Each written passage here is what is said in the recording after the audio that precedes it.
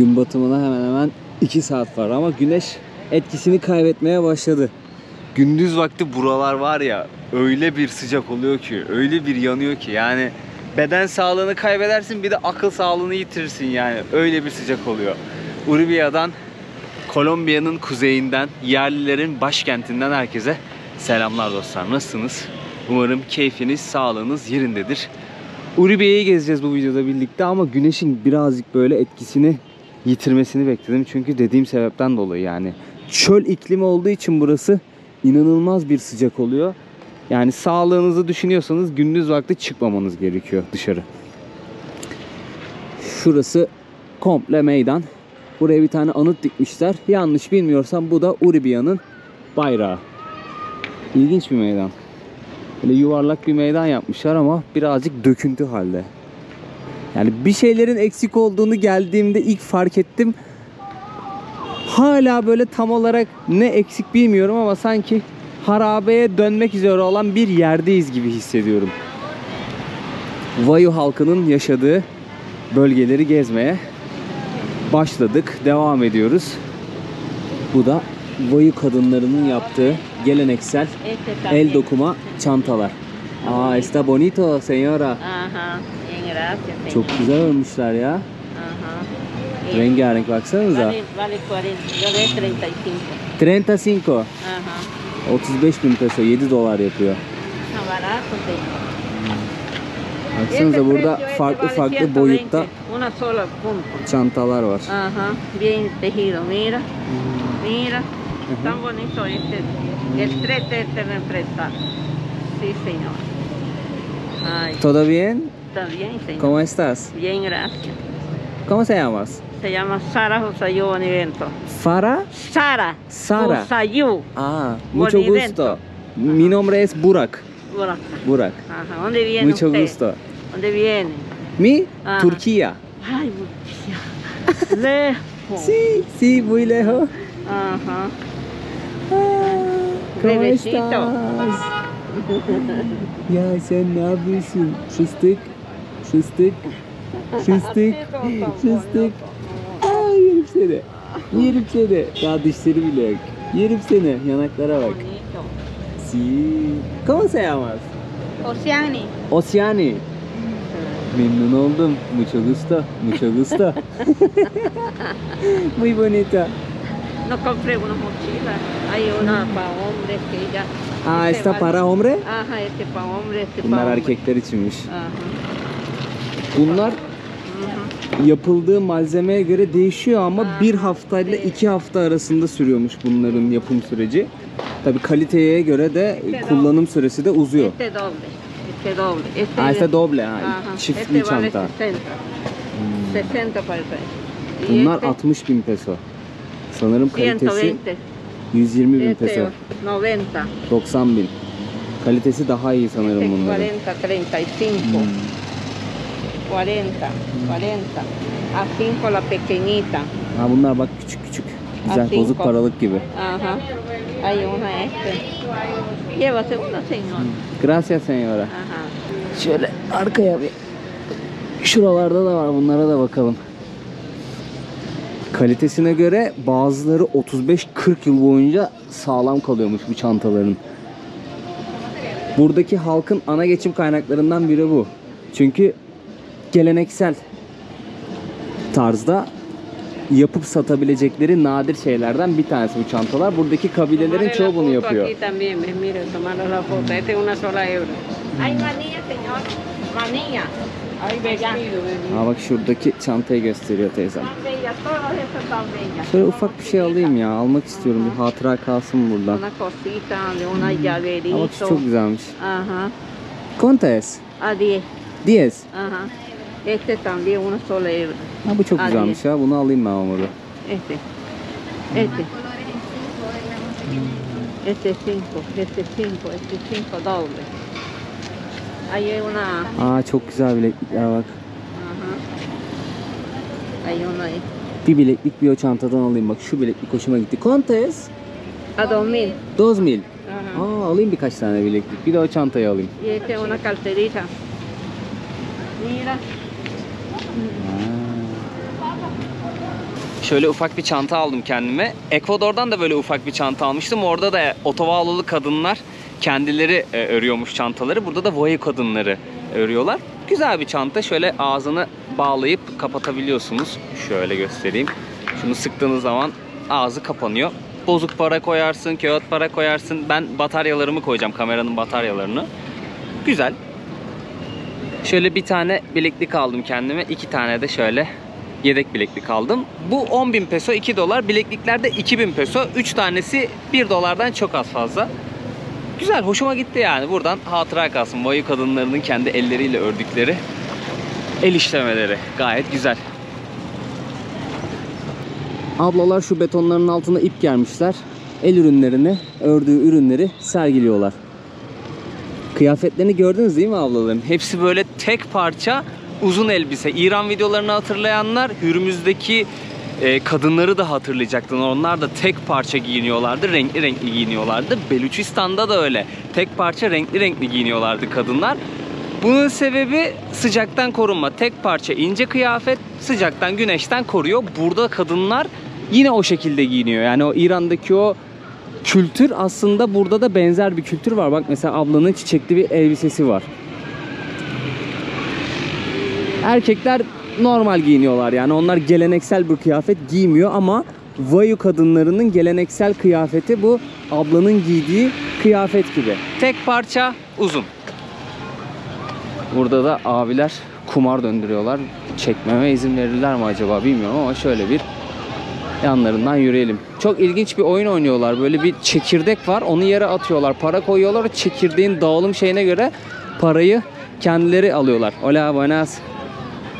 Hola buenas. Şimdi dayıları çekeceğim ama birazcık tuhaf bakıyorlar doğal olarak. Çünkü burada turist yok. Bunlar Uribia kasabasındaki toplu taşıma araçları. Böyle bisiklete biniyorsunuz. Maksimum 2 kişi binebiliyor. 1000 peso, 2000 peso. Kaldığımız yerdeki abi şey dedi, 10.000 peso verirseniz bütün kasabayı dolaştırırlar size dedi. Ya ben çok hoşuma gitmiyor böyle bir insanın seni oturup çekmesi. Ya böyle tuhaf hissediyorum. Ama bir yandan da destek oluyorsunuz buradaki insanlara. Yani destek olmuş oluyorsunuz. Çünkü bu insanların işi bu. Hola, buenas.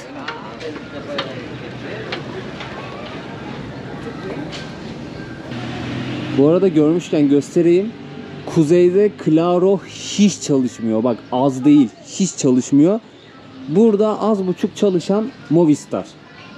Bütün Kolombiya'da Claro fena çalışmıyor. Yani en iyi operatör şirketinin Claro olduğunu söylüyorlar. Bende de o var. Ama burada Movistar bir tık daha iyi. Mesela full çekiyor benim Claro ama hiç çalışmıyor. Dün akşam bir restoran bulmuştuk da bu sokakta zannettim ama diğerinde sanırım. Şöyle yuvarlak bir meydan böyle sokak sokak ayrılmış durumda. Erbil'e benzettim. Orada da böyle yuvarlak bir meydan vardı. Sokak sokak ayrılıyordu.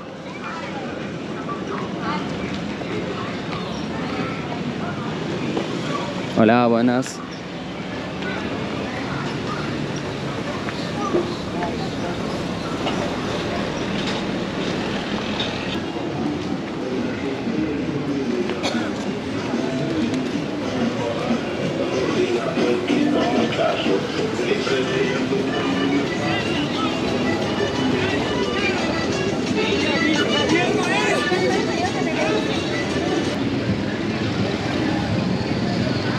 Ufak bir sokak pazarına denk geldik. Sağlı sollu tezgah kurmuşlar. Ha bak kıyafetleri göstereyim sizlere şöyle. Baksanıza renkli renkli. Şöyle çiçekli desenler, düz desenler, işlemeler var. Renkli renkli kıyafetler. İnsanlar birazcık utanıyor çünkü burası turistin uğradığı bir lokasyon değil. Hatta Kolombiyalıların da pek geldiği bir lokasyon değil. Kolombiyalılar buraya unutulan yer diyor. Yani hükümetin unuttuğu yer diyor. Çünkü hiçbir şekilde yardım gelmiyor buraya. İnsanlar kendi haline bırakılmış durumda resmen. Çok yoksullar. Yani fena bir yoksulluk var. Şehirde gezerken ufak ufak böyle harabeye dönmeye başladığını hissedebiliyorsunuz şehrin. İnsanlar birçok şeye rahatlıkla ulaşamıyorlar. Yiyeceğe rahatlıkla ulaşamıyorlar. Temiz suya rahatlıkla ulaşamıyorlar. Çöl bölgesi, yağmur da öyle yağdığı söylenemez. O yüzden burada yaşam şartları birazcık zor dostlar. Kolombiyalılar korkuyor bir de buradan. Aynı İran'daki Beluç bölgesi gibi herkes gitme diyordu bana. Gittiğimde çok güzel insanlarla karşılaştım. Burası için de aynısını söylüyorlardı. Gitme sakın oraya diyorlardı ama bakalım geldik. Ne olup ne bitecek göreceğiz.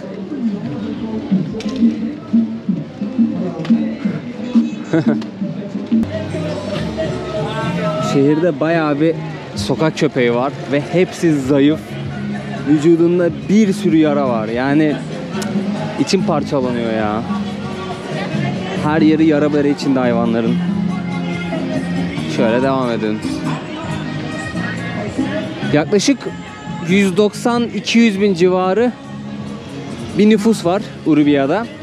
Burada yaşayan halk Voyo halkı. Ama Voyo halkının kabilelerde, köylerde yaşayan insanları değil de kasabaya, modern hayata geçmiş insanları. Baksanıza yerdeki pisliklere. Her yer çöp, plastik.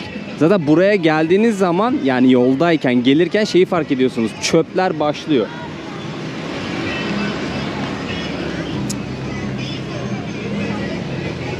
Hola, ¿cómo estás? Bien, bien. ¿Todo bien? Gozando la Semana Santa y disfrutando con los que nos vienen a visitar. Alegre y feliz. Mi nombre es Burak. Burak. Mucho gusto. Bien, bien. ¿Cómo te llamas? Abel. Abel. Ah, Abel. Bien, bien. ¿Vienen de dónde? Turquía. De Turquía. Sí. Ah, bienvenidos a Colombia. a Muchas Uribia. gracias, muchas Que la gracias. pasen muy bien, se diviertan y gocen de esta Semana Santa. Muchas gracias, Ok. señor. Buen provecho. Bueno. Chao. Chao. Tuhaf göze bakan insanlar olduğu gibi böyle sıcak karşılayan, gülümseyen, sohbet eden insanlar da var. Her ikisini de anlayabiliyorum çünkü burası çok turistik bir yer değil. Bir de elde kamera dolaşıyoruz. İnsanlar garip de karşılayabiliyor. Ya da hoşlarına giden de var.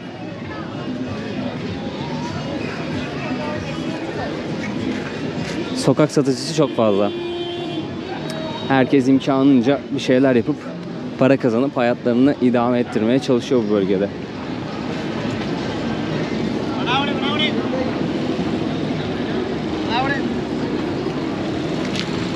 Be careful the car.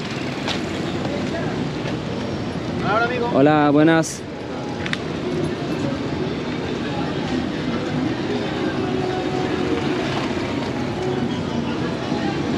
Hola, buenas. Do you know what is this? It looks like oil. Yeah, it looks like oil. When I see first, I was thinking that gasoline. Yes, me too. Ya kıyamam sana ya. İlk gördüğümde benzin geldi aklıma çünkü Venezuela sınırına çok yakın bir yerdeyiz.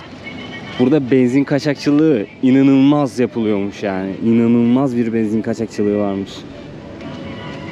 Şuraya baksanıza, nehir yatağı kurumuş. Plastik, çöp, pislik olmuş. There was a river here. Yeah, it was a river. A long time ago.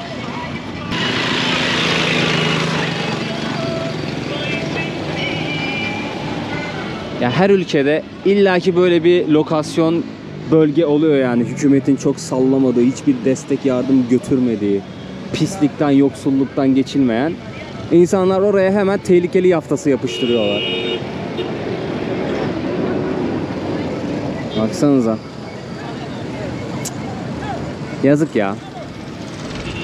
Biz de yaşıyoruz, bu insanlar da yaşıyor. Deli gibi zenginler de yaşıyor. Yaşıyoruz yani. Adı her ne kadar yaşamaksa, ne kadar yaşamak denirse yaşıyoruz işte.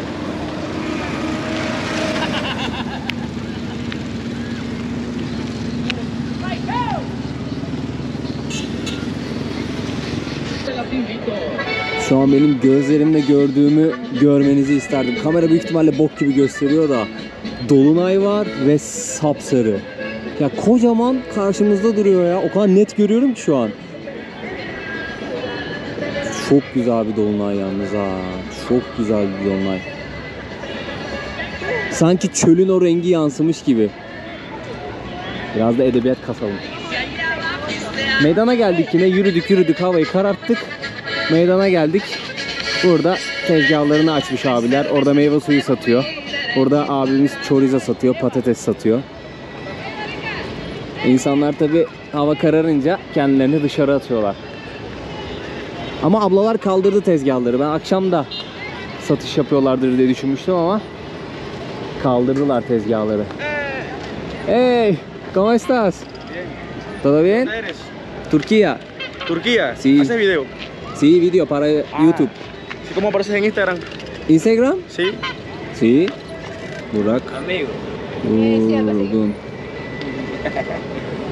¿Vives aquí, no? No, no, Mm, Medellín, sí. vivo en Medellín. ¿Dónde vives? Estamos de paseo por acá. ¿Dónde trabajas?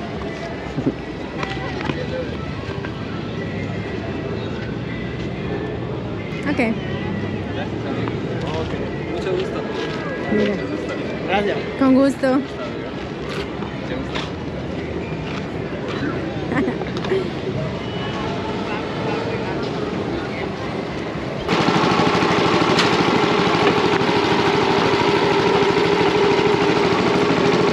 Have enough? 5? Yes. Bir... Aha. Yes, yes. 1.900 çıktı. 2000. 2000 peso. Bozukluklar 1.900 çıktı. Wow.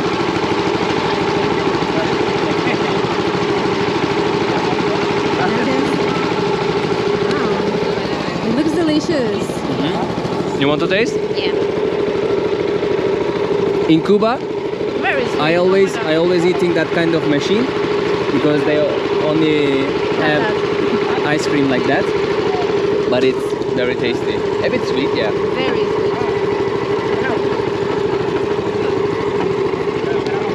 Tatlı. From Tatlı 1 değil to mi? 10. 1 to 10? Yeah. 2. But it's good. I like. Tell me 1 to 10. 1. 1? I don't like that sweet though. Yeah. There's a ceremony on church. Because it's Thursday in Holy Week. So it's, But- it's very special. All day ceremony or only at night? All day. All day? Yeah, this afternoon they were here in the Let's church. check. Let's go.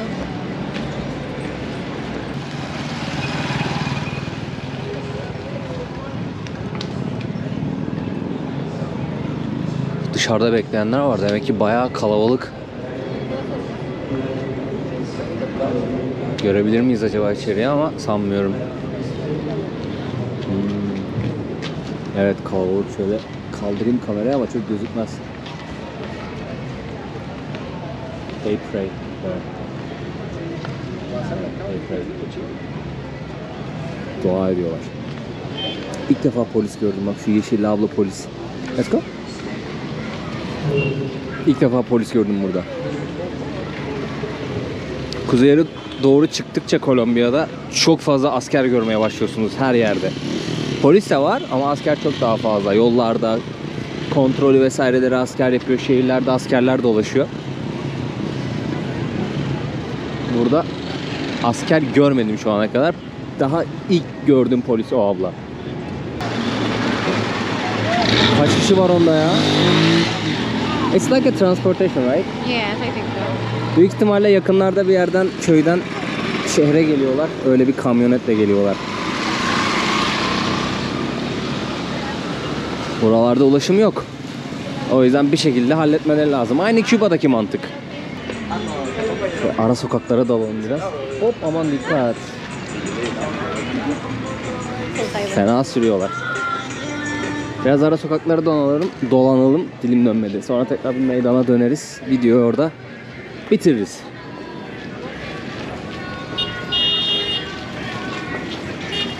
Yalnız şey dikkatimi çekti. Çok fazla aydınlık değil şehir. Çünkü temiz suya ulaşamadıkları gibi kolayca elektriğe de kolay bir şekilde ulaşamıyorlar. O yüzden bir tık karanlık. Abi baksana, her yerde böyle moloz parçaları var. Çöp var. Çok ama çok. Ya insan, yani ben şimdi konuşacağım, ağır konuşacağım ha. Hayret ediyor insan hakikaten ya. Bir tane banka var burada. Bankolombia. Ve 2 tane ATM koymuşlar, o kadar. Onun dışında yok. O yüzden kuzeye gelmeden önce muhakkak yanınızda nakit para bulundurun yani. Ne kadar kalacaksanız o kadar yetecek kadar nakit paranız olsun.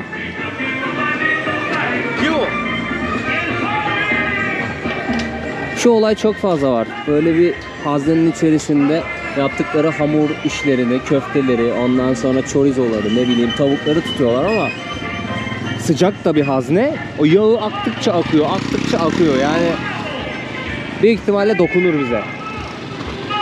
Tavsiye etmiyorum yani. Denemeyin. Abi bunlarda müzik sesinin ayarı yok. Böyle bir ablamızın büyük ihtimalle boyu yerlisini temsil ediyor. Onun şeyini koymuşlar. Anısını koymuşlar. Guajira women. Burada Yonna'ymış ablanın adı. Maneja la mujer guajira. Aynen. Söylediğim gibi. Buralı bir ablamız. Ha bir de BBVA var, özür dilerim. Onu atladım bak. 2 banka var. Yalan yanlış konuşmayalım. Böyle sokak aralarında birkaç tane de işte pastanedir, bardır, restorandır. Çok fazla restoran seçeneği de yok bu arada, onu söyleyeyim ha. Böyle işletmeler var. Yer yer ufak marketler var. Ya casaron ya.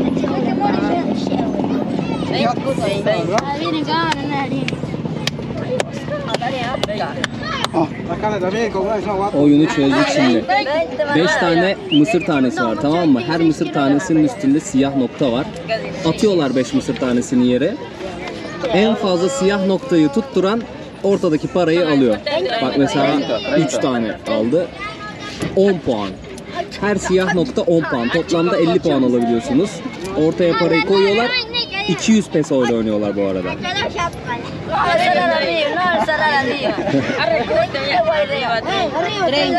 Normalde büyükler oynuyor. Onlar birazcık ters baktılar. Onları çekemedim. Baktım çocuklar oynuyor. Onlardan rica ettim.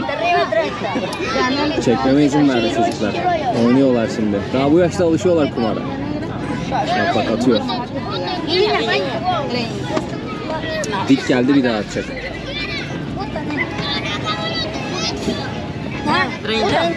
Otuz aldı. Biri daha 30 almıştı ama hatırlamıyorum şimdi. 10 attı.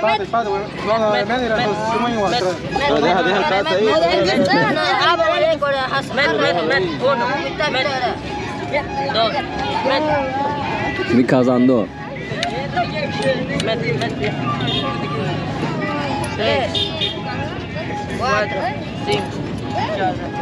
¿Cuánto es?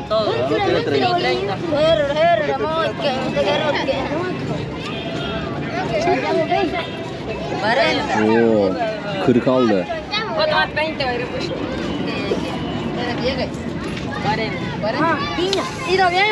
Dik geldi, o yüzden bir daha atıyor. Dik gelince bir daha atıyor.